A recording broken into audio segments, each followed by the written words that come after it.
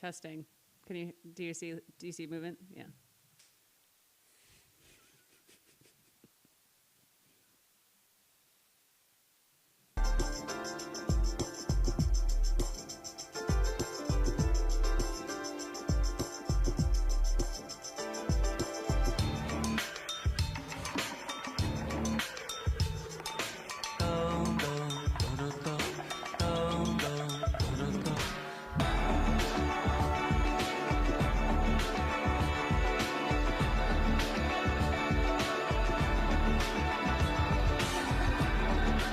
Welcome, welcome, welcome. It is a Friday evening, and you're with the regulars. I'm Cody Decker. I'm Tanya Ray Fox. Cheers. Cheers. We're doing it. We're doing it. Another day, another Friday. We got plenty to discuss in the world of sports, life, and apparently tonight, pop culture. Tanya. Yeah, that's the palate cleanser for the show we're about to deliver. Yeah, well, there's a lot that's happening on in the world, and of Yeah. course it soaks into sports more often than not. And I think we've touched on it a bunch in a lot of these things, but I think in Media Corner specifically, we're going to hit a topic that's going to be probably the majority of today's show, because it is kind of tackling racism in sports specifically. And it's interesting just how much it's just kind of leaking everywhere. So I'm really interested in your takes and my takes, kind of just organically on more or less how the dichotomy and differences between what's happening in the UK right now and what's happening in the United States. Yeah, I have not seen a story covered like this in a while, so I am excited to talk about it. I can't remember the last time that I've seen this much sort of outrage over racism in sports, and you and I talk about it all the time. Yes. I talk about it all the time on my own platform. But seeing it in like mainstream media, and I mean not even giving like what we see in like the NFL and the in the end zones. It's like, okay, just here's a message. No, this is like almost scolding from these presenters. Yeah. So that's like definitely, I feel like, going to be the centerpiece of the show. But we also have some pretty interesting stuff in headlines. Yes, we do. You put on your great green sweater for the occasion. I did. This felt like a very important evening, so I felt it was important to do this because specifically, headline one, time to celebrate. Indiana Bears, here we come. What an absolute, I'll just call it what it is, a clusterfuck of a situation. Yeah. An historic team like the Bears finding themselves in a position, putting themselves in a position to move the team out of Chicago. And I don't know what else to say other than this is not a small market. Yeah. This is Chicago. You know, the second city. And one of the most iconic franchises. I made a video sort of breaking down how I feel about certain fans. Like I kind of did my superlatives for NFL fans over the regular season. And the Chicago Bears fans, I always said, have just such a distinct identity, and they're a no ball fan base. They know ball. My don't know ball fan base is the 49ers. You will never talk to a group of football fans who know less about football than the 49ers, and I don't understand it. I don't understand what it is about 49ers fans. And 49ers fans were in the comments agreeing with me. They're like, you are kind of right. But Bears fans are the opposite. Like, regardless of whether they're good, bad, whatever, they know their identity. They do dub Bears. The 1985 Super Bowl, they'll live and die by it. Great. They know it's like kind of, a cheesy little thing now. They just like have such a clear identity of who they are and what they're about. And this is a centerpiece franchise in a bunch of rivalries, Thanksgiving games, whatever else. And the whole thing is like, where they want to move it in Indiana is reportedly an hour from downtown Chicago. Jesus, that's ridiculous. And then, for anybody who lives obviously like further out from the city where it's already an hour to get into downtown Chicago, you're making the drive insane, and you're crossing state lines to do it. And so it's like, they're not, you can't keep them the Chicago Bears if they're in Indiana. No, everything about this has just been messy. And listen, I understand insurance is a big part of this. I understand that, public funding specifically is a big part of this. And they're trying to say it's not. I know, but it is, because how they're hiding it, and quite frankly, it's misleading, and it's actually funny. You read something, you sent me something that actually completely articulated it, because I knew what this was. Thank God for Reddit, because the breakdown, and I went and checked it, it was correct. Yeah, so now keep in mind, the Bears do own a big, large plot of land that they bought, I believe, in Arlington Heights, correct? I think so, yes. It's in Arlington Heights, I think. Okay, well, the only thing they want the city to contribute specifically is the infrastructure to build roads there and there, all that. But what they're not really saying is, no, that's $850 million of infrastructure they want the city to Arlington contribute. Park. Arlington so Park. it is to build the stadium at Arlington Park. Yeah, it would be the $850 million of infrastructure. That is absurd to So ask saying that we want a little bit of public funding is one thing. That's a whole. You want a new multiple freeway systems basically built for you to your new stadium, which I understand why you want it. It wasn't long ago. So just to put it into perspective, when the Seahawks and the Patriots built their new stadiums and they were opened in 2002, those stadiums were like, one was like 300 million, one was like 425 million. Mm-hmm. The whole ass stadium. Yeah. So you've nearly doubled, and I understand that stadiums are being built for $1 billion, $2 billion now. But Yes. like $850 million used to get you at nearly 2 NFL stadiums. Come on. I'm just kind of blown away by the entire concept that the Chicago Bears, and this is, listen, you've told me about other people talking about this. I've been talking about this for days on the baseball side. Yeah. If you cannot handle the operating costs of your team, you should not own your team. Yeah. Period. Stop. I hate any owner that claims that they're poor. You can sell your franchise, and this particular franchise, a historic franchise, the McCuskies can make, what, $8 billion on this, because there's also the caveat of the potential of building a new stadium on top of that. You don't think endless billionaires want to jump? Steve Ballmer is probably frothing at the mouth in Los Angeles. The Bears. This is like when that Ravens job opened up for a head coach. You get to coach Lamar Jackson. You get to buy the Chicago Bears. Yeah. That is an instant moneymaker.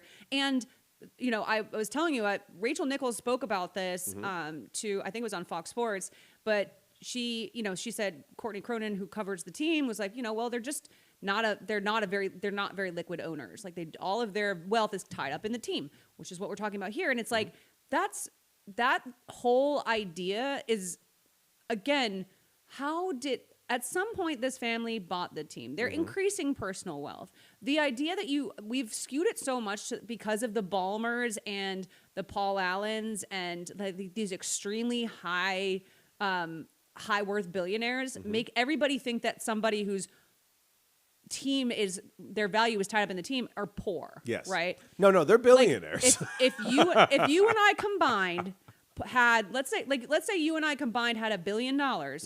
So we're each worth $500 million. We are not individually, we do not have individually enough wealth to build a stadium. Yes. You know what we do have? A bunch of incredibly rich friends and investors and hedge funds and whatever else that are making us money and willing to invest. So what would we have to do? If we want to keep owning the team, give up a little bit of money to some people who end up with a minority ownership, and then they're going to put money into the team. That's how it works. By the way, that's how a lot of teams have become very successful. Other teams, not so much. Yeah. But if you cannot afford to keep the Bears in Chicago, sell the Bears and become worth $7 to $8 billion. Oh no! Of the cash money that you apparently don't have. Yeah, if they're so poor, why wouldn't they want to sell the team? If I was like, oh man, I just here I am driving a 2010 Volvo. Really wish I had $7 billion. Shut up. You're not sitting there. I haven't seen the McCaskies at the Golden Corral lately, is all I'm saying. Yes. Come on. Yeah, they're not over there clipping food stamps and living in studio apartments. I guarantee in the South Side of Chicago. I guarantee you, those people have not stepped foot on a commercial flight. And they're like, but how are they supposed to build it? No, you don't know the pain and embarrassment of being a C-lister on a Southwest Airlines flight. You don't know that it's shame that when they call B, you still can't stand up yet. Nothing is more fucking embarrassing than being a C Southwest airline passenger, I'm told. Especially if someone on the plane recognizes you and then they get on first. Oh, yeah, and it's like, they're like, Cody's poor. Are you A15? C25. What? What? I'll see you on the flight. I booked it last minute. I forgot. It's just totally a last minute thing. Okay. I don't like Southwest, by the way. No. Well, who does? I used to. Well, everybody used to like everything, and now we hate everything. That's true. That's true. The social media world. I'm a big landscape. JetBlue Mint person. I just found out that Deion Dawkins got a bunch of his jewelry stolen on his JetBlue Mint flight. Well, JetBlue and I have had some. Beefs? We've had some moments. Wow. We've had some moments. I'll tell you about them one day. Okay. They're really sick. All right, let's go to headline number 2. USA. The women's Patriotism. hockey team The only time we've absolutely felt patriotic. does it again. They are dominant. They are unbeaten in the Olympics, but Canada did give them quite a run for their Yep. money. I did see. Only thing I really saw at the time was I saw the ending goal. The ending goal was pretty badass. The overtime winning goal. Yeah, And the great dive, call. the shot, everything about it was pretty sweet. It was perfection. And you always, every time you get USA versus Canada in a final, like that's what you want, 100%. And then on top of it, for it to be a, there was the goal by Hillary Knight to tie the game was, she is like the OG. That's the star. That's who everybody plays for. That's the captain. Oh, captain, my captain. And so it was already becoming storybook. And when something like that happens, you're like, God, they can't lose this game now. They can't lose this game now. Yeah. That's like Steph hitting the buzzer beater to go to overtime. You're like, no, you have to win the game now. So this is an insane run. I don't know if people know how good this team has been, but this is a run that has seen them not lose a game in a major international competition since the 2024 Women's World Championship gold medal game, which Canada won that game 6-5 in overtime.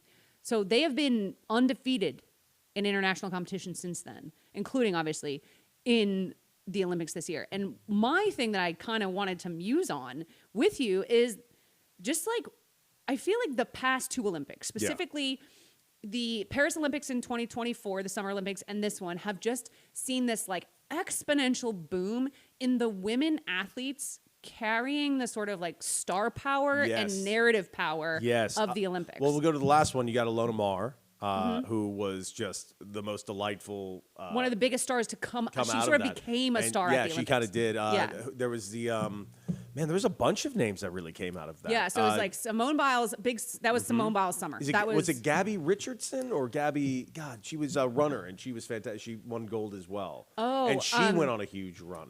So Sydney McLaughlin, there was her. There was a bunch. But then there was her name was Gabby. We were doing a bad job at this. No, it's okay. It's just there. I don't. But here's the thing. Ask me about the men's side. Right.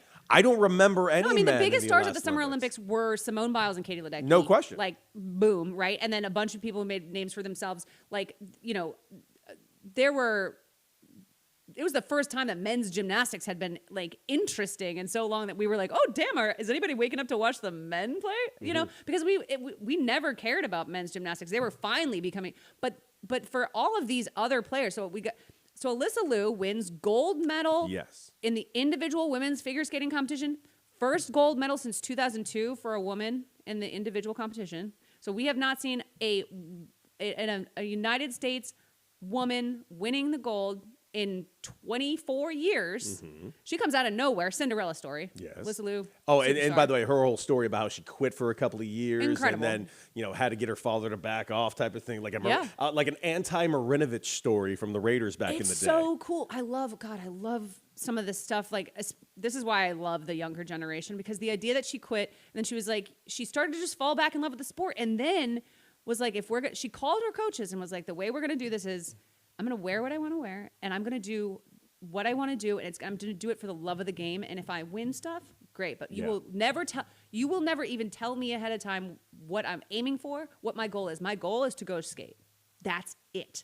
She bought, and they were like on board. So her coaches fully were like along for the ride. Alyssa is in the Olympics to just skate in front of people because she loves it. And she really followed that mantra. And like, did you watch her performance by any chance? Yes, I did. It's almost like you can, I've been watching figure skating since I was a little girl. Like, I remember Tara Lipinski winning gold. And it was almost like you can tell the way she skated was like, I don't give a fuck about winning. And that was so cool. And so, like, that vibe came through. Amber Glenn has been obviously, two woke bitches. Like, God, we love her. they've not been quiet. I love We it. love her. And the hair, my God. The hair. And then, obviously, like so Michaela Schifrin has a big comeback. Even Lindsey Vonn, like getting hurt, one of the biggest stars. Every time she's skating, she's a star. One of the Chloe biggest Kim stars. wins a silver medal. And this, the women's hockey team, women's basketball team, women's soccer, they are the stars of the show at every Olympics. yeah. They are the ones who are expected to win golds. So I don't know. That's what this reminded me of when I saw the women's hockey team, was that, like, first of all, nobody's rooting for the men's hockey team because No. of because of the the Kachuk of it brothers, all. the Kachucks of it all. Yeah. They ruined it. Yeah, they really fucking did. The Hughes brothers getting screwed over by the Kachucks. But, like, the women's team, just like when we, for years playing basketball in the Olympics, it was the women that we had to count on because the men weren't showing up. Just like with soccer, where the women have been the best of the representation of this country. Unquestionably, not since our men's. forever, Yes. literally since the 1996. So I don't know. It's not. Sometimes I feel myself. I mean, this is an interesting thing where it's like, if you've ever been a part of a marginalized group, sometimes you can gaslight yourself into thinking that, like, you almost like feel like you're pandering to yourself. I'm like, am I just saying this because I want it to be true? No, and I will tell you, it's No, I don't actually think that, but, no, like, no, but I'm sometimes telling you- you, yeah. I understand that feeling Yeah. of almost like second guessing yourself. But no, it's absolutely true. In fact, the only male athlete in this particular Olympics that I can think of that really comes to mind is the quad god Ilya, and that's it. Yeah. Literally him, and then everyone else has been about all the female stories. And who we're not rooting for on the hockey team. And, I mean, even women's curling, like United States curling was like a huge story. It just has, and it's just an interesting feeling to be at the point where I'm like, I can say this full-throatedly, like completely honestly say that, like, the women are just bigger international stars at this point. Right now, I think they absolutely are. And it's funny you bring that up because that will be a big part of today's media corner. Because women's sports is finally getting a lot of recognition, Yeah. getting a lot of opportunities. And if the Olympics themselves are not a good representation of that of the last decade, 2 decades, I Yeah. don't know what else can possibly be. Yeah. Especially in the Winter Olympics. My God, the Winter Olympics, I barely watch, but I do watch figure skating because I am interested in it. Yeah. I've caught a little bit of snowboarding because I've enjoyed The snowboarding and athletic- freestyle skiing with the jumps and like whatever, yeah, it's always it's cool. fun. Yeah. I'm sorry, decathlon. There's nothing about going watched- around in skis and then shooting guns that makes any sense to me unless you're training But- specifically to be a Roger Moore era Bond The villain. biathlon. The biathlon. Biathlon is the one with the shooting and the skiing, and I actually started getting into it. I'm not gonna Why? lie. What is wrong with you? So I didn't realize like what it was. It's like I've covered the Olympics and have barely watched biathlon before. What is this So- sport and why do they do it? Because again, the only thing you should ever know how to ski and shoot is if you're trying to kill Roger Moore in one of his 5 Bond movies. I agree, and you kind of do feel like you're watching that a little bit. When Yes, because they're wearing the exact very outfits fun. that they were wearing. And I shit you not, for your eyes only. Yeah. Yes. Yeah, but what I will say is like it's very high stakes because first of all, the Americans are bad at it, which is hilarious that we're bad at the one with guns. Like how? But also, if you miss, like you get like 5 shots, there's like one, like you lay down sometimes when you're shooting, sometimes you're standing up, which is harder. But like if you miss one, you have to take this like penalty lap. So like you miss one shot and the person that's like that you're battling with doesn't, you've basically lost it completely. So like the whole thing goes off the rails super quick. And then like it's one of those things where it's like I'm learning this on the fly and realizing that like you could be the best skier in the world, but it's really all about the shooting. And I feel like I never knew that. I always felt like it was just like, you just stop and hit your targets, and like maybe you have to like you get a time penalty on the end. All right, No, I'm you have to sorry. I'll say it. This sport is dumb. This sport is so fucking dumb. I would never do it. I would never do it, and I will never turn it back on until the next Olympics. But I will say I learned about it for the first. Like, I was literally like, how did I cover an Olympics? Like, was up overnight all night. I would go in at midnight covering the Olympics for Pyeongchang, and I literally never watched this. So, anyways, I'm just saying the shooting one's not as bad as you think. You could get into It's it. dumb. It's dumber than shit. All right. Well, All right. I actually am interested in what you think about this because It is it's a little interesting. bit polarizing. It is, but headline number 3, yes. the Teddy Bridgewater Act Yeah. did get passed, I believe, in at least part of the Congress of Florida. Now it's got to hit what their Senate or what exactly has to happen for this to get officially passed. So they passed it through. Like it was completely like fully everybody voted for it. Yes, unanimously. In fact. Unanimous vote. I think it was 38-0. Now it has to go to Governor DeSantis. Yeah, and what it does is it opens up that coaches can spend up to $15,000 on their players.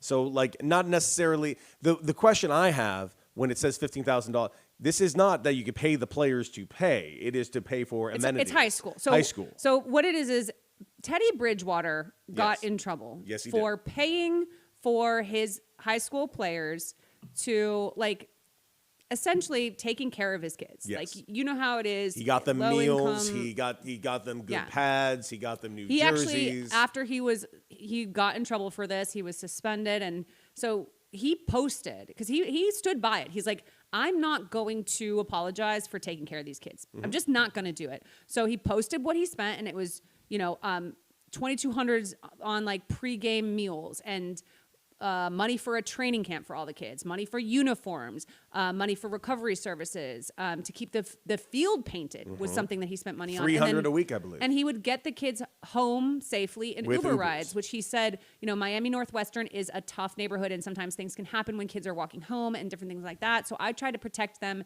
give them a ride home instead of having them take those dangerous walks. So that was like the whole catalyst for this. It ends up in legislation, and now it has been approved if Governor DeSantis signs it, which he just might, because it's clearly a very popular bill with the legislation or the legislature at that point. So the conversation around this is essentially, is it a slippery slope? Yes. Which is what happens every single time we give money to children for some reason. It's a slippery slope because it's not the children, it's the people that's going to abuse this and say, well, what exactly can we spend the money on? And it's basically what's stopping them from using the money to pay kids to come to your school or pay to play.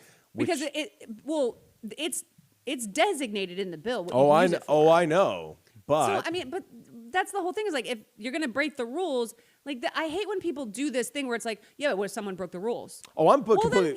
Then you punish them. But I mean this from the bottom of my heart. I'm completely for this bill. The people who would pay players are paying players right now. This $15,000 to give kids food and transportation, which is what it's allotted for. I'm for this. I mean this from the bottom of my heart. I've been for this from the get-go. But is it a slippery slope? The answer is yes. No, it's not. Because you're misunderstanding what a slippery slope is. No, because I do think people will take advantage. An entry into it becoming something that we cannot control, or that can will lead to people essentially people being like, okay, well, what if we up it till $30,000? Well, that's a different thing. That's a different conversation. But no, that's what a slippery slope is. Well, I think the slippery slope is not following a rule. Oh, I think it's just going to be that. Okay, well, we need to get you a goddamn dictionary. I'm sorry that a slippery slope, please. If that is actually written in the dictionary, that'd be fantastic. It is. It's a no, it's a phrase. Yes, I'm aware of that. A slippery slope, though, is me thinking people are going to take advantage of this, fudge books, and which they're going to do anyways, and they're probably already doing now. They're already doing it. That's the thing. That's fair. So what happens is that you're worried about the people who are already abusing the system, paying players, doing all that stuff. We also have Friday Night Lights. We know how this works. Yes. This helps the people who can't do that, who can't get away with it. I agree. The Teddy Bridgewaters of the world. I agree. Right? You don't need to scold me. I am for this bill. I'm just answering the question, is it a slippery slope? Only in my opinion, if you give certain people an inch, they take multiple miles. That's all. I do think more people will break the rules going forward because of this, and they will use this as a shield for it. That being said, it's a net positive. Yes. So I am for the bill.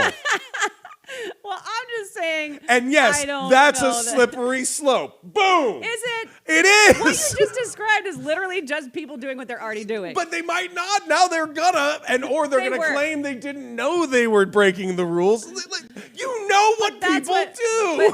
But the response to that essentially has to be, well, let's just not make any rules, because people will slippery slope break them, according to Cody's definition of slippery slope. I said make the rule. I said yes. I voted. Count me as 37. I say yes. Your question was, is it a slippery slope? Only because people suck. Oh God, I think I just think we're missing the boat on because some of the criticism has been a lot more worried that all this money can go to like paying, like embezzling it essentially, right? Is it possible? Yes. Will Yeah. it happen? Yes. I mean, yeah, Brett Favre. But let's try to catch them. Brett Favre embezzled a lot of money. Sure to, did, and he's not in prison. Yeah. And he never will be. Nope. Not No one now goes and to never. prison.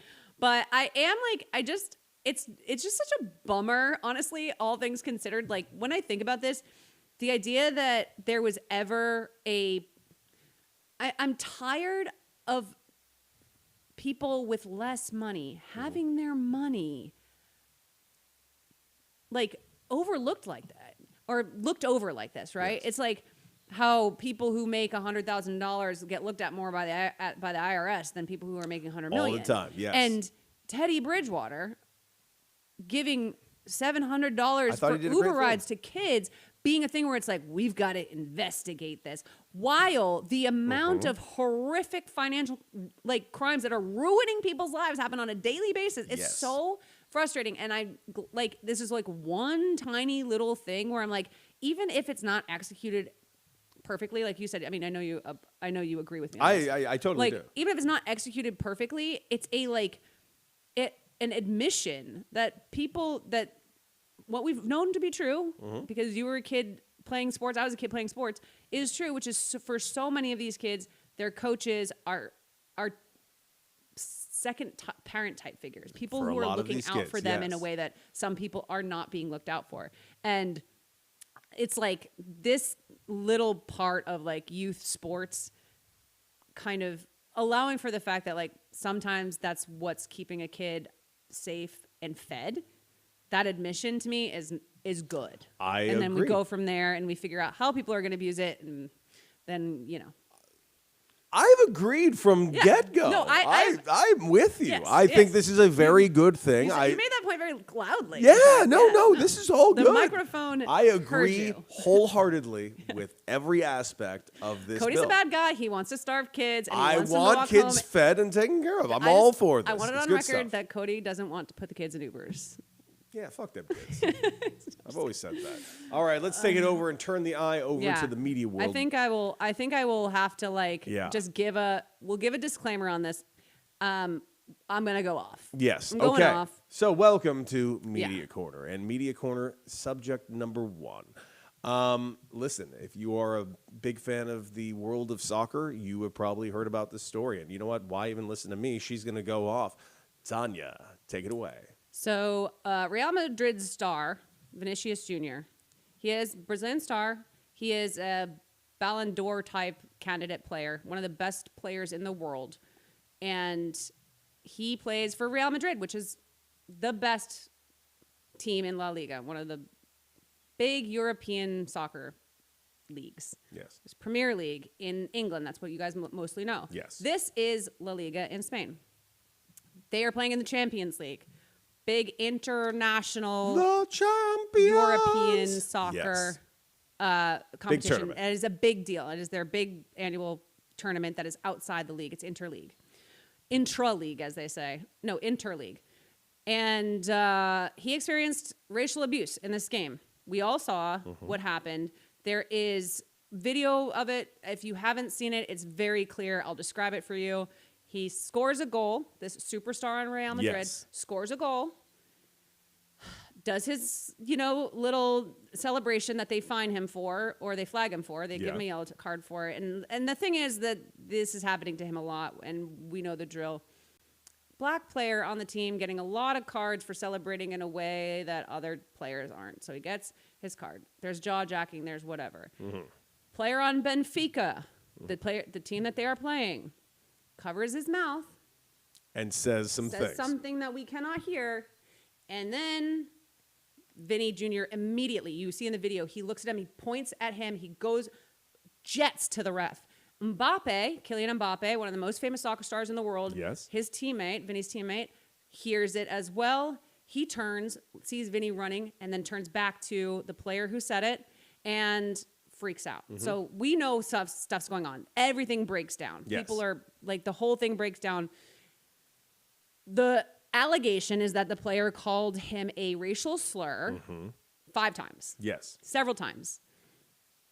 And the biggest part of this story is not just that this happened, that somebody was repeatedly called a racial slur in the middle of a game, No. but also the response that it has garnered across the soccer world, internationally, and also obviously in La Liga, but specifically in amongst all of the biggest names in soccer, Yep. the most influential black soccer players. Yep. And part of the outrage is not only No. that this happened to Vinny and that it repeatedly keeps happening to this player specifically and a lot of black players, but that the Benfica coach, Jose Yes, Mourinho, that who was the big everybody thing. will recognize. He Yes. is one of the most famous sort of faces. Even if you don't know soccer, you know Jose Mourinho's Wasn't face. he He's a been Real Madrid coach before that? Yes. Like he was. Yeah. Well, he's a the big- Benfica coach now. But he's on Benfica. Yeah, I know that. So, and he was the Real Madrid coach when they had their big rivalry with Barcelona back in the Ronaldo versus Messi's days. So he's incredibly famous, and he's incredibly famous for being outspoken, celebrating, yelling, and like doing exactly what he would go on to say was inappropriate from Vinny. So he's asked about this after the game, and he essentially says, well, if he hadn't celebrated like that, then Yes. He basically gaslit him for saying, well, he kind of brought it upon. He insinuated that he brought it upon himself. Now, he said he brought it upon himself. The question was led to it, but he did absolutely say that, oh, yeah, he kind of sparked the entire thing by doing the dance, thus justifying the racist comment that was given to him.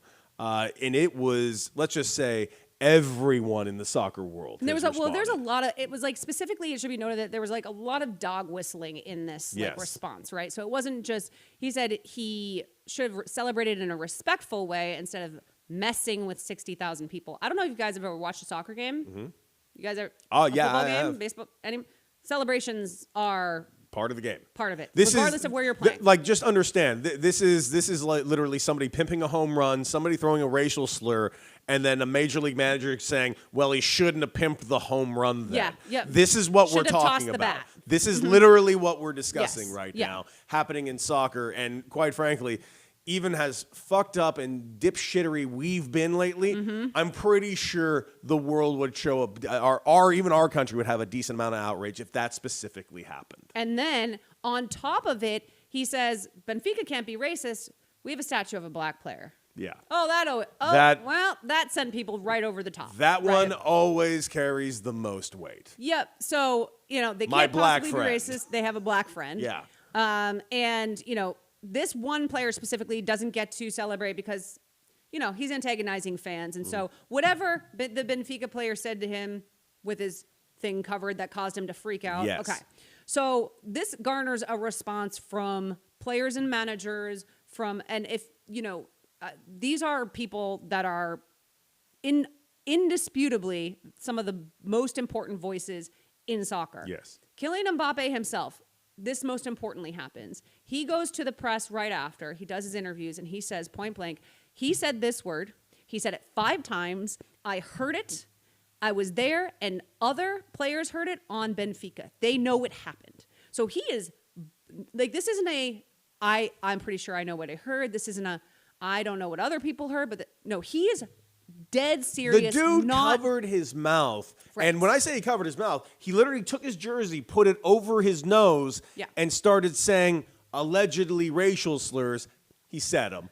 A lot of witnesses, I believe Mbappe quite thoroughly. Again, if you want to use the comparisons, like we're talking about the most famous players in these leagues coming, like if you turn on your TV tomorrow and Josh Allen gets on the mic and says, I heard it, I heard him say it 5 times, I heard other players heard him say it, like he is putting his entire reputation on the line to stand by his guy. Vincent Kompany, who's the Bayern Munich coach, also a very famous, successful black soccer player, said Jose Mourinho's defensive comments regarding the incident were a huge mistake and issued an impassioned defense of Vinny.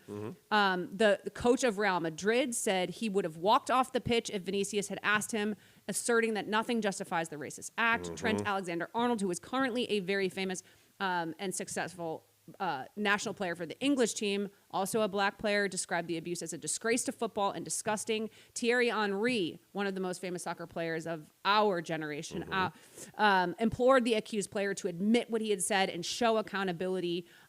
Two other teammates from Real Madrid said they backed Vinicius's account of the abuse. In the media, Gary Lineker on the Rest is Football podcast denounced Mourinho and suggested and then said that it was gaslighting and ludicrous.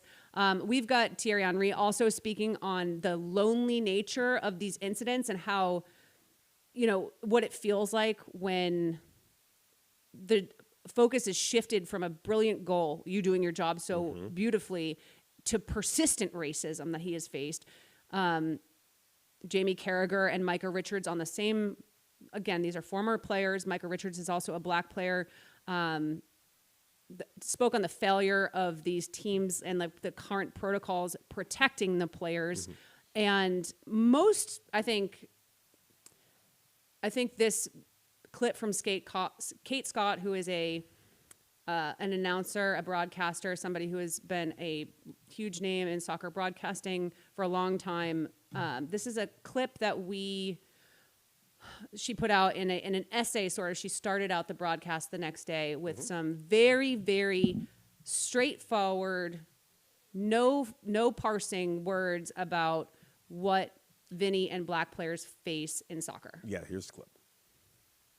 And Kylian Mbappe said that there was repeated racial abuse. Gianluca Prestiani said they misheard. But he covered his mouth to hide what he said from the cameras. And hopefully we can all agree that if what you're saying on a football pitch is shameful enough to have to hide it from the public, then you're wrong. In any case, racial abuse is not new in this game, that's for sure. In decades gone by, Cyril Regis, Howard Gale, Viv Anderson and John Barnes, to name just a few who played in this country, dealt with continued and horrific racial abuse to pave a path for players of Vinny's generation to play and celebrate without shackles. Except in 2026, that still doesn't always apply. They are still expected, as Vinny Jr. was last night, to rise above it, to answer by performance, to shut up and play. Vinny Jr. and Kylian Mbappe said that there was repeated racial abuse. But the response is quite staggering. I think that response specifically is something that took my breath away a little bit, because here is this woman and she is biracial, she's black, and she didn't even, at no point in there did she say, I understand that sometimes we get the facts wrong. I understand that we don't know everything that happened. The back and forth that we hear all the time in these stories, very often in the United States and in Britain, in the UK, in Spain, in these places, you often hear people trying to both sides it just a little bit. They'll say, I really can't believe that we're still having these conversations and we shouldn't have to, and we have to do something about it. I understand that emotions get high. They say things like that. There was none of that. Not from Kate Scott in this, not from any of the people speaking on it. It was quite interesting to watch everybody say, we believe him. We just believe him. We believe the two black players who were standing there who heard it. We believe the person it was said to. We believe Kylian Mbappe. And we're just not going to get into the conversation around the idea of, well, should he have been celebrating?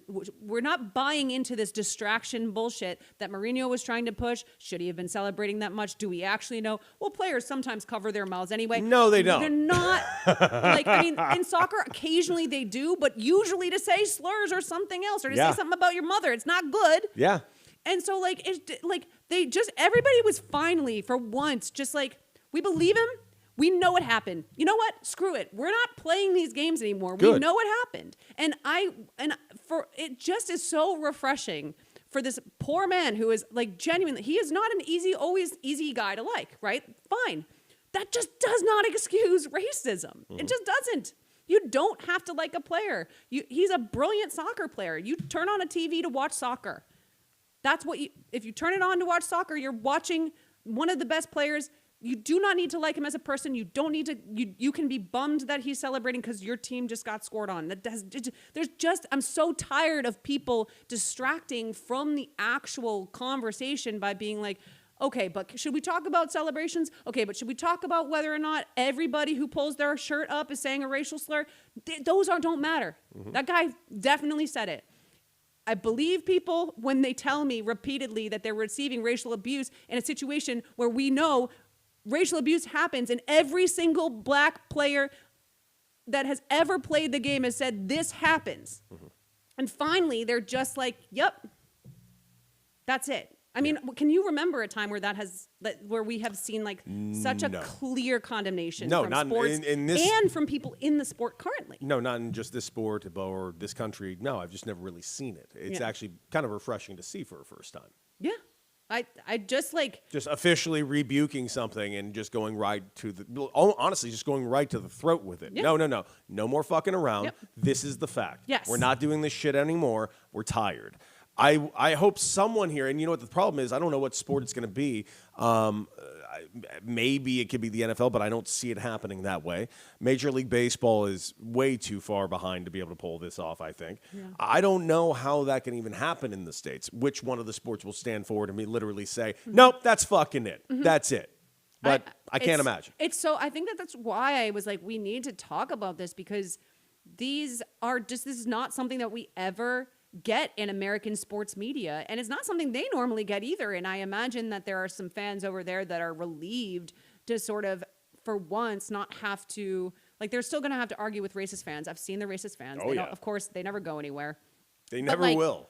And they never will. But like for the entire establishment to call for sanctions, I mean, there are people saying there should be crazy, the suspensions should be horrifyingly difficult to avoid, right? And it's also the embarrassment that it's on the Champions. It's in the Champions League, which, by the way, again, I know it may not be as big in the States, but if you know anything about soccer, the Champions League's a big fucking deal. Mm-hmm. It's every league over there in Europe. It's a blast. When there's not an international tournament, that's like all that European teams really care about is like winning their league and then getting a top spot in their league to play in Champions League. Winning the Champions League Cup is a huge deal. And absolutely.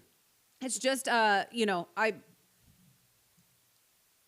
feel like you and I are always like waiting for other people to have the balls to say the things that need to be said and not come, how many conversations have we had off mic with people where they're like, yeah, man, it's awful that stuff keeps happening. I just, I can't. Well, you have a microphone, can't really man. say what I want to say. Just you got a mic. Say it, man. Just say it. Yeah, I don't get it. You always can say it. You actually can. And even, it was really refreshing that some of the former players who are white, like Jamie Carragher, was like, I had a conversation with a player who I saw witness. While I was playing, I saw him witness I witnessed him enduring racial abuse from my teammate. And I said nothing, and I watched my team defend it, and I watched my team act like it never happened. And I went to him later on when we were retired and had a very long conversation and apologized. And he was honest about the fact that there was just this institutional belief that you just stand by your team and you just allow it to happen. Happens all the time. And even that is those kinds of conversations. This is their version of the post-game shows on NBA and ESPN. I mean, these are big, huge broadcast shows. This isn't a podcast that he's saying this. This is on the show that airs on the network after we watch Champions League. Now, granted, it's in the UK and America and whatever else, but still. So yeah, I would encourage people to kind of go and look at the responses that people have had in the soccer world to this instance. And when you see that, understand that there is nothing stopping people from talking about these issues, whether it is racism, whether it is domestic abuse and domestic assault, which happens a lot in American sports. As a collective, we could actually decide to make a difference, both media and players coming together. And that's what happened here. It was media and players and coaches coming together to say all the same thing. When does that ever happen? When are you and I ever on the same page with players and coaches about having the same conversations publicly? It's never happened, actually. Exactly.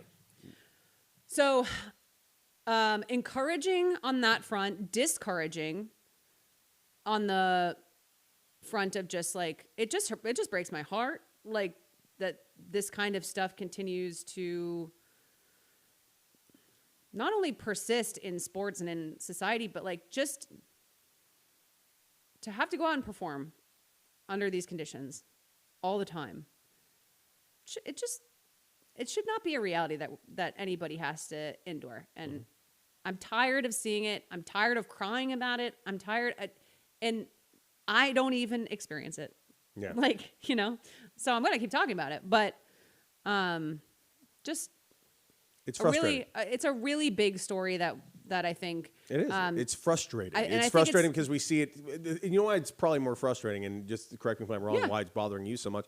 It's because I'm glad we're seeing it, but what's taking so long? What else needs to happen here before we start saying it here? When are we going to stop pretending that racism isn't real? Mm-hmm. When are we going to stop having people actually say fucking out loud that racism isn't real? Yeah.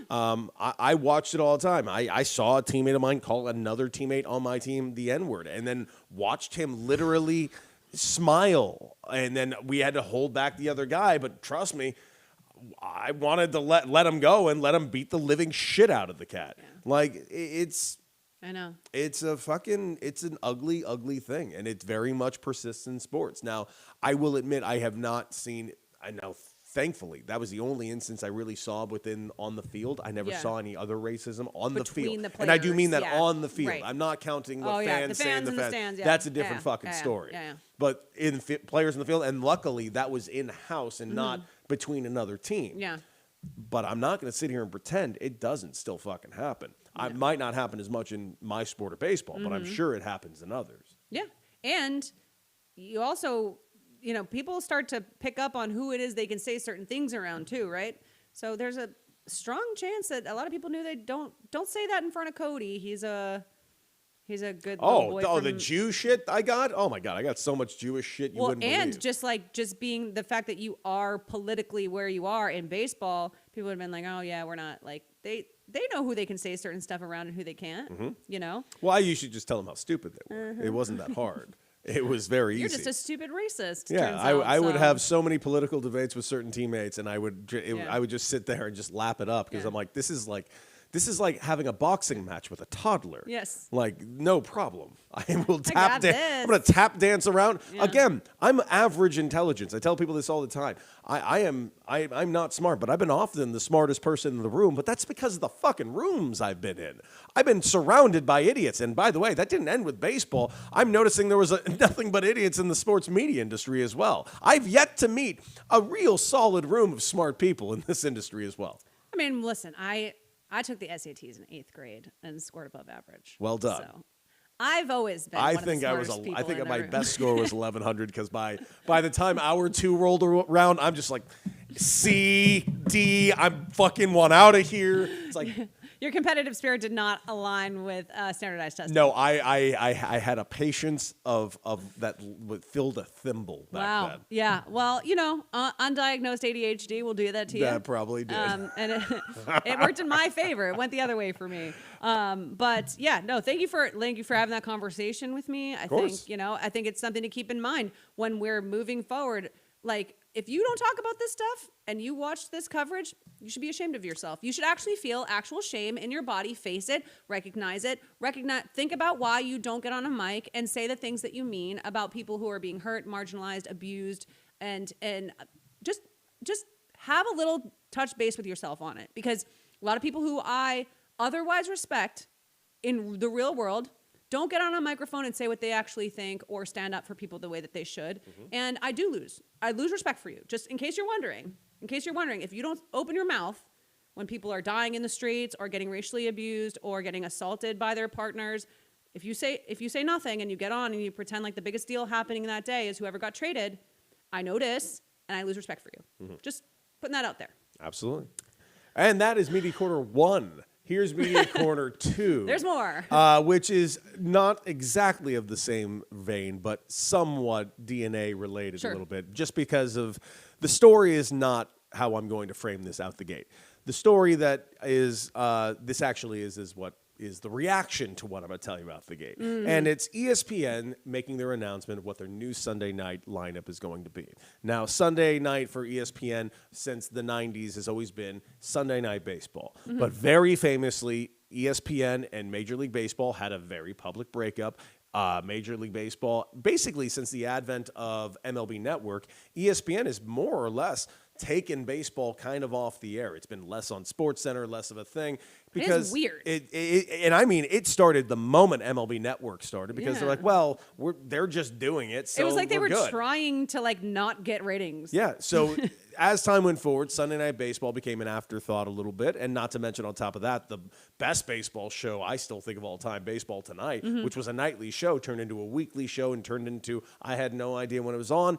ESPN is a very major contributor, in my opinion, on why Major Who League was on Baseball. Baseball Tonight? Man, it was Buster Olney, the Kirk Gems. Yes, You yes, had yeah. John Kruk. Oh, You okay. had, it was great stuff. I forgot about this. Yeah, Oh, you yeah, were right. Baseball it was Tonight good. was the best. Okay, sorry, I didn't mean to stop No, you. no, but I not was at like, all. am I But br- like you had Buster Olney was on it for a Yeah. little bit. It was a great show. Yeah. I loved it. Absolutely loved it. But as time went forward, because of Major League Baseball Network and how things were kind of shaking out, baseball started taking a dip in ratings and popularity. And I very much pointed ESPN's lack of coverage on this Yeah. as a major contributing factor. Yeah. Not only the coverage itself, but also then with the shows that they do have, not having baseball topics, not pushing baseball guests and conversations and discussions on those daily shows, which is something I faced a lot with Fox Sports too. All the same. Just like no matter how much, We were in the World Series. This is absolutely true. I'm on FS1 on the Carton Show. We're in the World Series. Yeah. The game is just like is happening tonight, and we didn't talk about it for like the first hour of the show. And I'm like, what is happening? He's like, no, we got to talk about Aaron Rodgers and the darkness retreat for like 30 minutes. I'm banging my head against the wall. I'm like, what the fuck is going on? Who wants to talk about the fucking World Series? It's on Fox. Why aren't we talking about it? Anyways, I digress. Yeah. And that wasn't even the ESPN of it all and how little they were Right, talking right, about right. it. So you get to this point that ESPN basically systematically kind of kills Sunday Night Baseball and wants to negotiate a new deal with Major League Baseball. They did put a bid in, but they were outbid, and now Sunday Night Baseball is going to be on NBC in their newly launched baseball lineup. Great. Okay, we still got Sunday Night Baseball, and ESPN has an open time slot. ESPN is now taking what they're already doing on Sundays and showcasing more women's sports and putting it in prime time, and they are titling it Women's Sports Night on Sundays. Yeah. Fantastic. Great. You know why I like this? Because I did like get into the W. My biggest frustration, and I was not quiet about it, Yeah. was where do I find the W, though? When is it on? I don't know when What to games watch. should I be Because watching? I'd like to watch. Yeah. I started getting into the league. I started really finding out the amount of teams. I'm like, this is such a manageable Yeah. amount of games. Like, I'm like, this is actually a great way to dip my Yeah. toes in and kind of start learning the league. And I did. But it was a bit of a pain in the ass to find it. Yeah. Now it's available. That is not the story. The 'Cause story. That's just news. That's you just know? news. That's just something that's happened. That's something just that change in television Yeah. scheduling. Yeah. I don't care, and neither should anybody. But the reaction to it has been fascinating. And I don't know what it is about certain men that don't like women or something, or are offended by this, or think this is just somehow in any way a bad thing. One, the confusion that they're saying ESPN got rid of Sunday Night Baseball for this is not true. But I will admit it was probably a much better financial decision to move these sports, such as the WNBA, the Women's Soccer League, volleyball. These are things that are actually getting viewers, by the way. And the only thing Major League Baseball was drawing for them on Sundays, admittedly, possibly to their own volition because of what they were doing to it, it was drawing about 1.8 million viewers per Sunday. Nothing to scoff at, but also nothing all that impressive. That being said, the same things they are getting out of the WNBA is drawing around 500,000 to 1 million viewers. So really, That's only if Caitlin Clark's not. and that's if Caitlin Clark's playing, we're talking about probably 4 to 6 million viewers on a Sunday night. So I'm not really understanding the problem. Oh, also they didn't have to pay for it because they already have the programming, so it's cheaper for them, and they can possibly and they get get more to viewers. promote their own media deals. That's another thing too. Is this media deal cost ESPN far less than the MLB media deal cost them. So the ratings, if you get a little bit lower ratings, let's say to start out while people are figuring it out, it also costs them about $300 million less Yes. in the TV rights.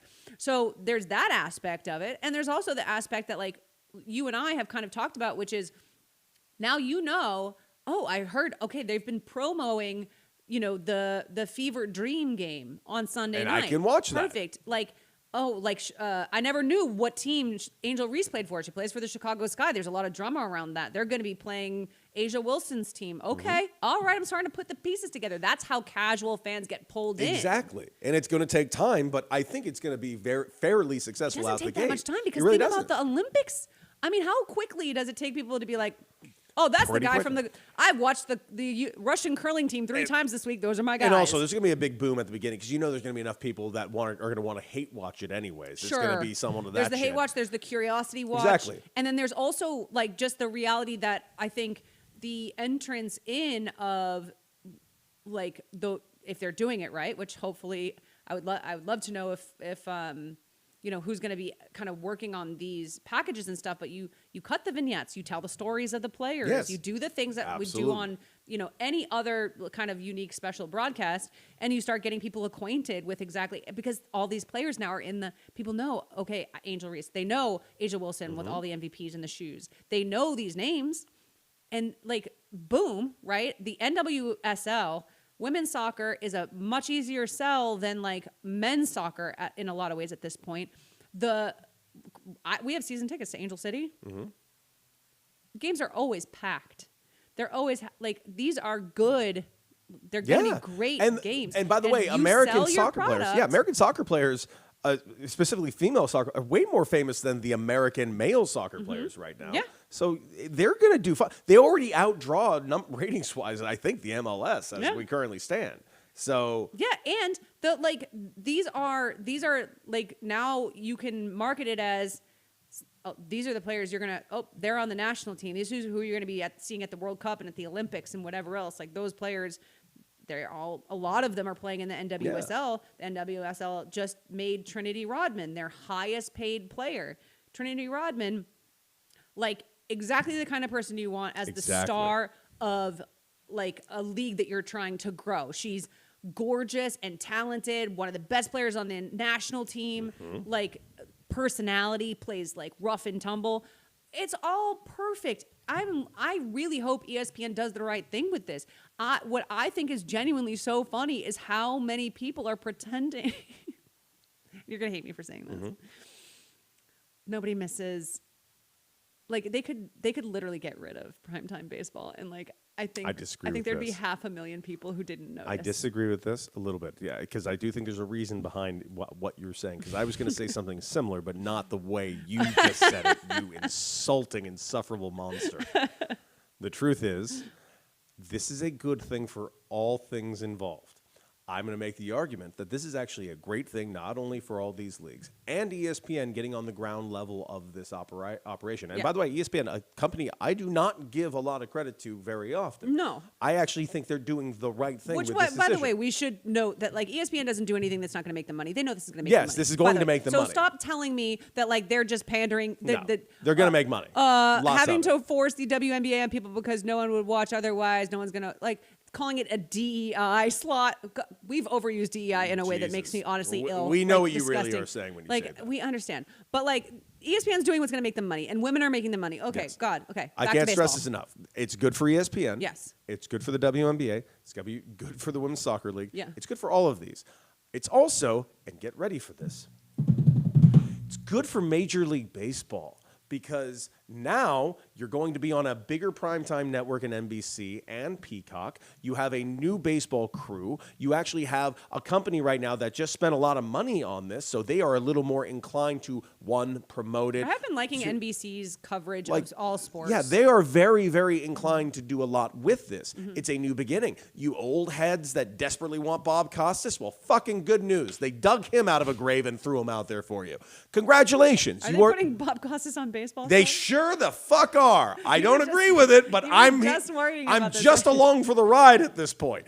NBC is going to put a decent amount into this. So we still have Sunday Night Baseball. In fact, it might even be bigger. It's going to get better ratings, and it's going to do better for Major League Baseball. And don't worry, if you're worried about the ESPN Major League Baseball relationship, don't worry, because of their new package that they just did with ESPN on their ESPN app, which, granted, they're not exactly being fully truthful in what they're charging you for this, because you have to have the ESPN Unlimited act to get the 15 Major League Baseball team package, Don't get him which started. is Oh, he started. $150 on top of the app you have to get.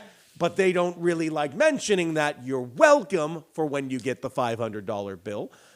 Anyways, my point is ESPN also is inclined for you to pay for that as well, because I think they're going to promote baseball a little bit more as well on their end.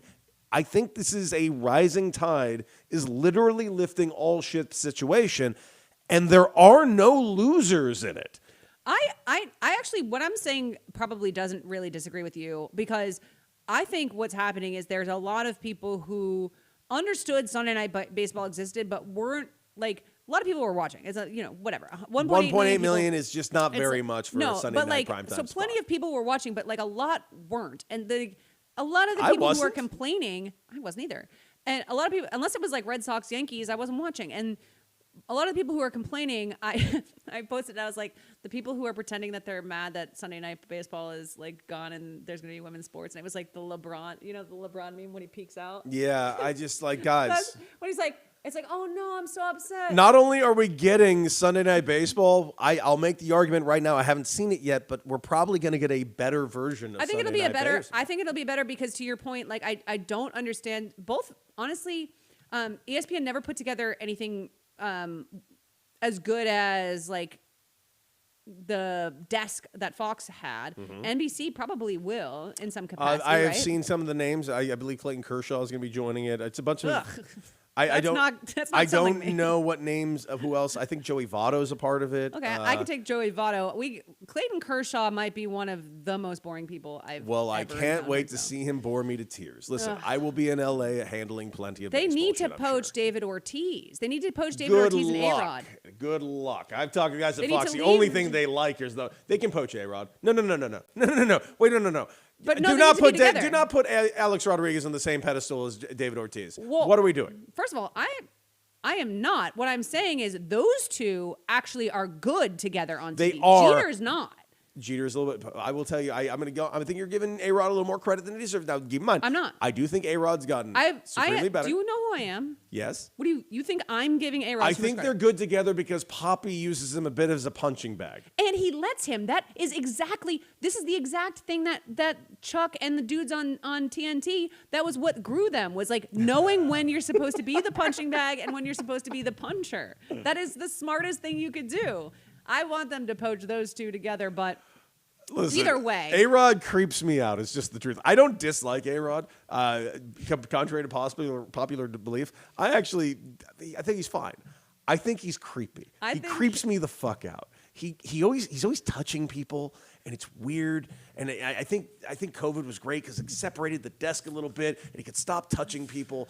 He always like puts his hand on something. You know too many Dominicans to think that that's weird. No. It's not. It's how he does it. It's like if I'm sitting here like this, making a point on TV, he'll lean over. Oh yes, but Cody, like you got to do, and he'll have his hand on my wrist, and he'll pull himself in closely, and I'm like, why are you doing that? You could just tell me. He's like, making a personal connection with you and making sure he it knows feels that like a he's weird listening. power move. It's like he watched one Tony Robbins thing, and he's just like, oh, I'm gonna do this. Listen, anybody who can hear David Ortiz scream in their face, "Duh, Yankees lose" repeatedly and laugh, is great. has more of a sense of humor than half of, maybe 3/4 of the Major League I Baseball don't think players. Jeter's that bad. Oh, he's awful. He's not that He's awful. bad. He's so boring and lame. Oh, he's and boring. buttoned up, and like every time Someone there has got to be, because you got A-Rod who's trying to be, and you got No, but- Poppy who's fucking drunk, and I love it. when Poppy and it'll be Poppy and A-Rod doing their Poppy and A-Rod thing, and Jeter's always like, yeah, sure. He's like, come on, guys. He's so third wheelie and weird about it. Anyways, no one's really that sad about the baseball thing. Everything's gonna work out. Everything's gonna be fine, and women Baseball, are gonna be fine. We're gonna have women and baseball. What more could you want? Everything's fine. Also, have you seen female basketball players, dudes? Like, Yeah, come on, guys. pretty. Like, you're about to Dude, find something out about yourself. I don't think you realize the fire that is being played There, over there. I have known a couple actual gay men who are like dead Dude. serious. And they're like not kidding. They're not being funny. They're like, I think I might be bisexual because of a few of these women. Kelsey Plum. Like, Oh God, Kelsey that's the most basic answer. But I don't she give is a hot. shit. I don't She's give. hot as I hell. don't care about basic answers when they're true. No, it is true. Because listen, as much as I enjoy her runway modeling into every stadium, that's not the most attractive thing she's ever done. That T-shirt throw is the most attractive thing that woman has ever done. I looked at that. Aaron Rodgers. Yeah, that like thing. 5 years ago, I'm like, I love you. No, listen, you and Chris both. Chris can give you a list. I just hope you know he's got a whole list. Like, I'm sorry. Yeah. I can't believe that throw was made. She could help me build a fire. She absolutely could. She could take care of you. Yeah. She could look after you. All right. Now it's time for a very, very, very important segment. It's time for Tanya's fact check. Had to Tanya. take a little sip real quick before I fact check. Reload. Thank you so much. This one, it's going to be really easy, straight to the point. If you know me, I've had this conversation with people before. We need to do some journalism 101. We've lost the plot on what a reporter's role in a press conference is. And this was made very clear by the press conference that has now gone viral, in which Eileen Gu, the free skier who won a gold medal, she is an American citizen but skiing for China, and she won 2 silver medals. She is a former gold medalist. She was asked the question by a reporter, a white British guy, does it feel like you've won 2 silvers or that you've actually lost 2 golds? Quite the question. Just Fascinating question. To her credit, She answered it great. her answer was quite literally to laugh in his face loudly and say, winning gold medals or winning any medal for an Olympian is incredibly difficult. I am the most decorated women's freestyle skier of all time. So that's an insane question.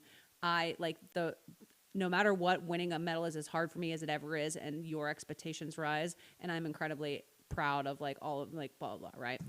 Just roasts him. Just puts a spit through him and roasts him. Just a dynamite answer from start to finish and crushed it. But I have a pet peeve, and anybody who's followed me on social media knows this. I have a really huge pet peeve with the increase and the influx of reporters trying to make themselves the story, turning their questions into a sort of clickbait viral moment so that they can be part of the story rather than get the story from the athlete. Yes. And that is, you can boil it down to a million different things for why reporters are doing this or why they think they're getting away with it.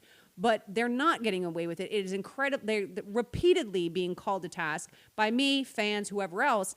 And I just want to set the record straight.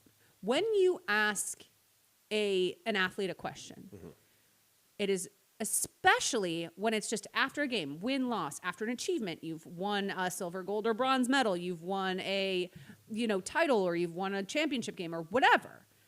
You've gone out and just done your job. We're not talking about breaking crazy news or anything. It is never a reporter's job to challenge an athlete to answer for themselves. It is never a reporter's job to say, this is how I would feel in this situation, and put that into a question and ask a leading question. When the reporter said, does it actually feel like you won 2 silvers or that you just simply lost 2 golds? That is, what you need to understand is you're taught this from the minute you start studying journalism. That's you putting your own ethos and your own feelings at a player and leading them toward a specific response. You're saying, this is how I would feel. Is that how you feel? That's not your job. Your job is to find out how she is feeling in that moment about her 2 silver medals. And your expertise is supposed to teach you exactly how you do that without actually sounding like an asshole, without actually sounding like you have decided how she should feel before you ask the question. You've now revealed how you think she should feel about it. You've revealed that in your question. What you're supposed to say is something to the effect of, as the most decorated freestyle women's skier of all time, how do these 2 medals in these games compare for you to all of the medals and your achievements across your career? You get the response, you get her addressing how these medals compare to the rest of her career without you ever saying how she should or insinuating how what you think you would feel. I'll tell you exactly the only thing I would add to the question, and tell me if this is a violation of your journalism. I'd ask that question the exact same way. The only thing I would throw in is, and being a former gold medalist. And I would, just so that I have that frame. Don't need it. You don't need it because she knows she's a gold medalist. So if you want to put it in there, what you can say is, what if you're it's a more gold for the medalist. context for my readers You're a gold or medalist. listeners? You're a former gold medalist. You've added 2 more medals. So you could do that if you feel like, okay, I want to make sure that everybody knows, like, you know, in the question. But generally, what you're doing if you're a reporter asking this question is you're going to put it into a written piece, or you're going to put it into a package or whatever else. So you add the context in. Here's what 2022 gold medalist Okay, says so I'm about doing winning. this more from a radio perspective because I need to add that context in this particular So thing. But perfect. I'm So- also not a journalist. So, well, we're talking about press conferences, but if you were on the radio, you'd say, so as a former gold medalist, how do these 2 medals compare to you, and across your career? Like, how are you feeling about the opportunity to go back to the games, and also the 2 medals that you did win? Okay. Right? Because that is not you saying you definitely think those silvers are shitty. Oh on no, the I gold, heard right? how he even asked the Like- question. Very much. Right, so. and that's and this happens a lot in the NFL now, like really, really bad. Those are obviously the press conferences I watch the most, where a reporter will be like, "Hey, so what did you tell this player about how bad it was at what they did? Do you think that they are really understanding just like and you're just like you're not going to elicit a response from a media trained person that you want. It's almost like you're trying to play mind games that don't need to be played. She knows how many medals she's won and what medals she won this time. If she is disappointed with silver, my version of the question, aided by, if we add in your version too, is going to get her to talk about it. Now, if you unsolicitedly get her to say she's disappointed in her 2 silver medals, that is actual news. But if you lead her to say, oh, what's going to happen is that everybody's going to be like, he let her into the question. Afterwards, she can say, I was exhausted. You undermine your own credibility every single time you put yourself into a question like that. And you undermine the quality of the answer you're going to receive. Because at the end of the day, if you don't lead a report, if you don't lead a sports figure, whether it's an athlete, a coach, or whatever else, to an answer, and they give it to you unsolicited, that's pure. It is indisputable. You have now, like, there could be months of her denying that she actually felt that way after the fact if he got the soundbite he wanted, just by the fact that he actually led her down the wrong path. And so when you hear people putting their own sort of idea of what a player should feel, because there are a lot of Olympians that actually, like you and I and everybody else is always like, surely they're going to be disappointed if they don't have gold. That's what we've decided they feel. Some people have felt that way. Some people haven't. A lot of medalists are like, I'm really happy I medaled at the Olympics. Like, there is no, that you can't decide how you would feel in a thing you've never done. You simply can't. That's why you've got a microphone and you're sitting in a chair and they're up there. And so don't do it. This is something that repeatedly is getting everybody in trouble, and it's also damaging the opportunity to get real insights into these athletes because people are untrained or they are lack discipline in the moment. And I just wanted it on record that, like, it's not just me being nitpicky. I'm saying anybody who's in there with a press pass and a microphone either should know this or does. And if they don't know it, they shouldn't be in there. That's fair. That is absolutely fair. And that right there, ladies and gentlemen, is Tanya's fact check. I fact the checks. I checked the facts, Nailed it. but Now we've got some hacks to check. No, it's very simple. This is my Cody's hack check, and this is very simple. And I'm going to keep it short and actually fairly sweet. Okay. We have a Major League Baseball CBA coming up, and I've been having a very interesting week on Twitter with a bunch of people who truly want to act very. I don't know how to say this. Have you ever heard of a dick rider? I really have. Thank you. I've Dick heard of one. riders. I've been one. Yeah, dick riders.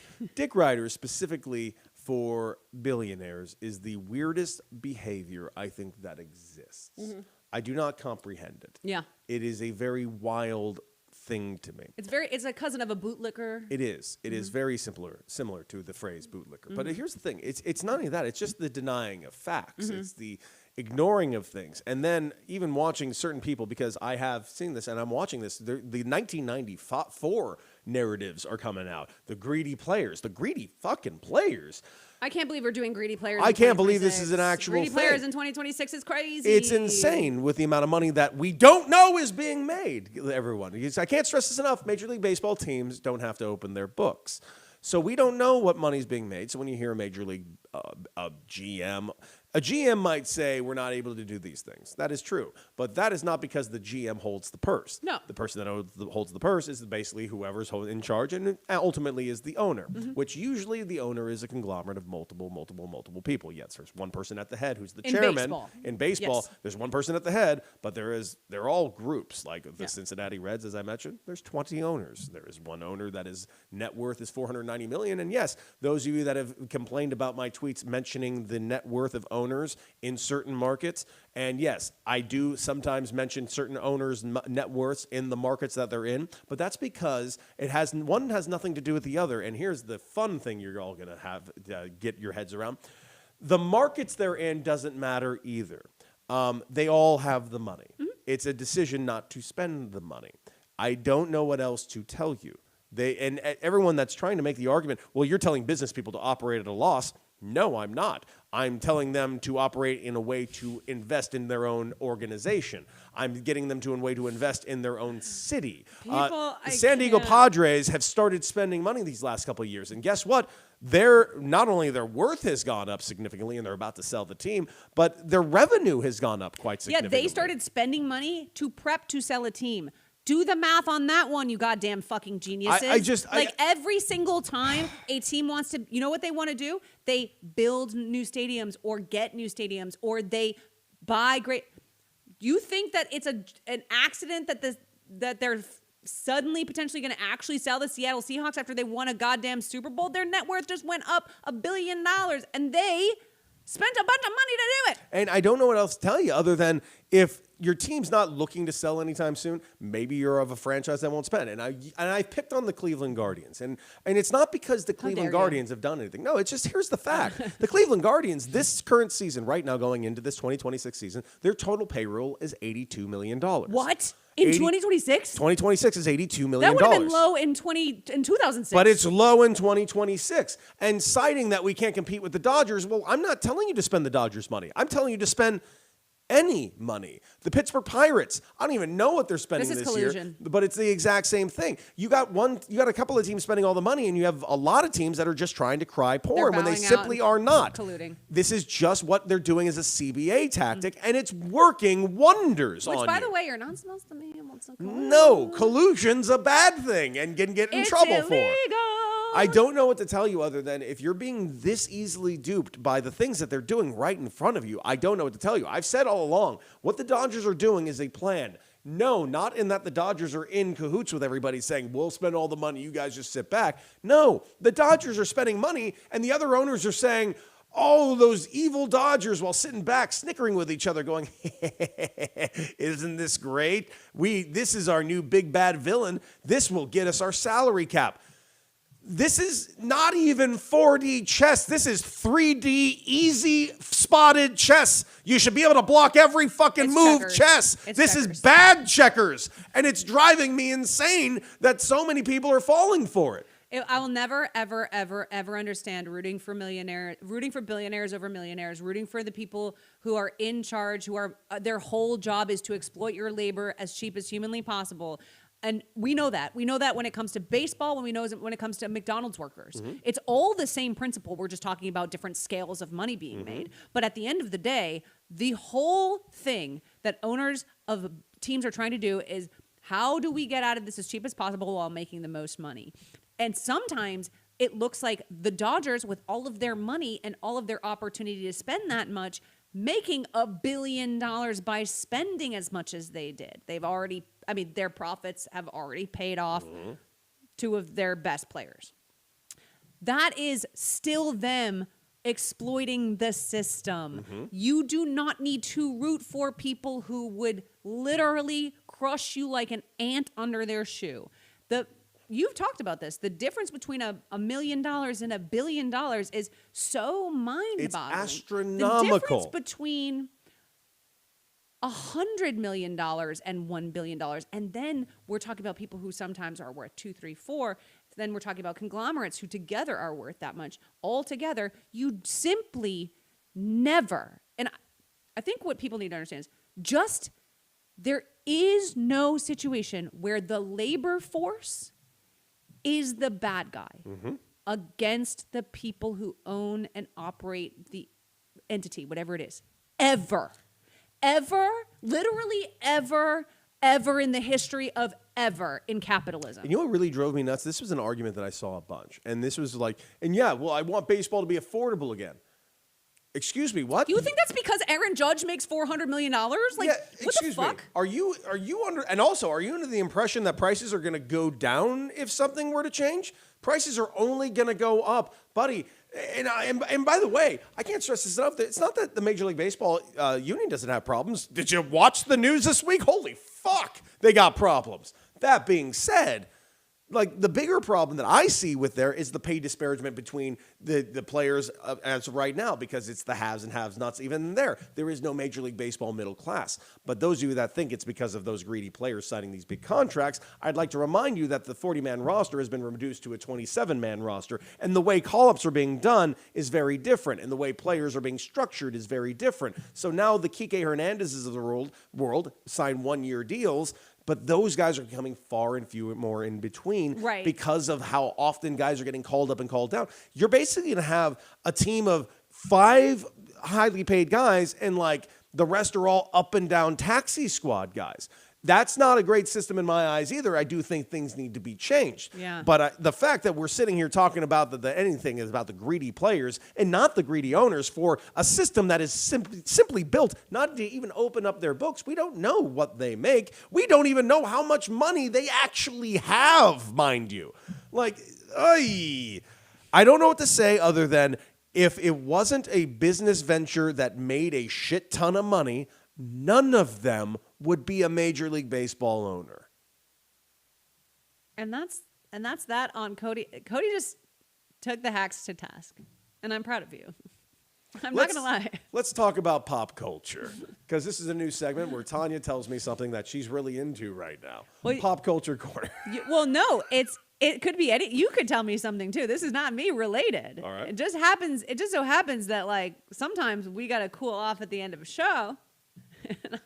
And I accidentally ran into some bizarre game shows that I didn't know existed. Has this ever happened to you? I ran into like What's in the Box on Netflix accidentally. Okay, so no, this is like, so on cable sometimes, if you have, like, we still have cable, so sometimes if you're scrolling, you'll find out that there's game shows that you've like literally never heard of that have been on for like 4 seasons, hosted by some random like C-list actor, right? So we're scrolling and we see that on the CW, there's a game show called Scrabble. Okay. It is a guy, and it's hosted by like Craig Kilborn. No, not Craig Kilborn. The Irish one. Craig Ferguson. Craig Ferguson. He's Scottish. How dare you? The Scottish one. It's hosted and Craig by Ferguson is like my favorite late night host ever outside of Conan. You and Chris are the same. He literally freaked out. How have you never watched? Did you never watch the Late Late Show with Craig Ferguson? No, I did. This man's magic. I just said Irish instead of Scottish. How dare you? And I'll do it again. It's from Glasgow. It's hosted by the obviously Scottish Craig Ferguson, and it's a guy playing Scrabble. Like, literally, it's just a guy playing Scrabble, and you can win money based on how many words you make. And he's just standing there, and they're controlling a board, and that's all it is. And I'm like, this is insane. This, like, I could definitely never watch this, right? Okay. But it's leading into something called Trivial Pursuit with LeVar Burton. Well, that's a must watch. That's a must watch. I'll You watch can't- anything with LeVar Burton. And so it's live, it's cable. So I'm Jordy like, well, we gotta LaForge. wait. Yeah. I'm like, we gotta wait to see what Trivial Pursuit's about, because one of my favorite board games. I love trivia. I love Trivial Pursuit. It's sort of Jeopardy style, right? So like, they got 3 players, and you get to like pick all of your different, pie colors, and as you go, and it's very much, you got to buzz in, try to get your question in right. So I'm like, okay, like trying to figure out how this whole thing goes. The pie situation at the end, you get to decide which ones are your best categories, and I'm starting to get locked in. Yeah. And I'm trying to act cool about it, but like, it's LeVar Burton, it's trivia, it's well presented, it's in a sort of Jeopardy style situation where you got people on the buzzer. And I would say we were 2/3 into one episode before I was like, Chris, Google how I can sign up for this show. I want to try out for this show. I'm 100% currently right now deciding to try out for this Trivial Pursuit that is on the CW that definitely only 20,000 other American people have seen. I don't care. This is my new goal in life, is to be on this LeVar Burton hosted, if only to meet LeVar. I mean, isn't that the dream? I think so, right? It's good to Kinte. It's Jordy LaForge. That's what I'm Fucking saying. reading Rainbow. He's like American icon Firefly status. in the sky. And he's just being deployed onto this random show that is actively in a second season right now. This isn't Fly just as high. okay. Well, tell me you're not curious. I'm very curious. LeVar Burton's involved. Sign me up. You kidding me? So should we put it on at the fire pit and Do a play- watch along? Do a watch along. Now, yes. Fuck yes. So see, you were mad about Pop Culture Corner. You thought it was I stupid, at no but now point was I mad about Pop Culture Corner. I was just hot about what I was talking about, and I was like, let's turn it down a couple notches, and I wasn't ready yet. You before this, you were like, I can't believe you're making me do Pop Culture. No, I'm just kidding. At no point. In you've fact, literally never done I'll that. spend my time real quick talking about the fucking Traitors, because the Traitors is the shit. I love the Traitors. We're This is my caught up. Did you catch up? I have not watched the latest episode. I know something you don't know. Don't tell me that. Okay. Don't tell me that. I'm Okay. looking forward to it. I'm waiting. I have to I watch know. it with somebody. I know. I'm a very. That's Yeah, and some people are having more fun than us. We're just here doing this. Yeah. enjoy the Eagles. I just listen. The Traitors is the shit. If there's a show I'd like to be on, it's that. Yes. I will say You could try out. maybe I could. They're casting an all non-celebrity one. Oh, thank you. And well, Hurtful. I don't know. I'm not sorry. I'm just kidding. I think that was funny. They're casting an all totally regular. Nobody All knows who fucking they are. schlub fucking traitors. I mean, never mind. Fucking dick. Anyways, it's a great way to end the show. Make sure you like, share, and subscribe to the podcast. Check out the podcast wherever you get your favorite podcasts. And, of course, check us out. We'll be back here on Monday, 5 p.m., right here Pacific time, drinking a few glasses of wine and talking about the sports of the day and the pop culture of the day and the politics of the day and anything that happened in your day. This has been The Regulars. With my very notable, incredibly famous co-host, Cody Decker, I'm Tanya Ray Fox. Bye. I'm Cody Decker, and I'm nobody. I can't believe I said that.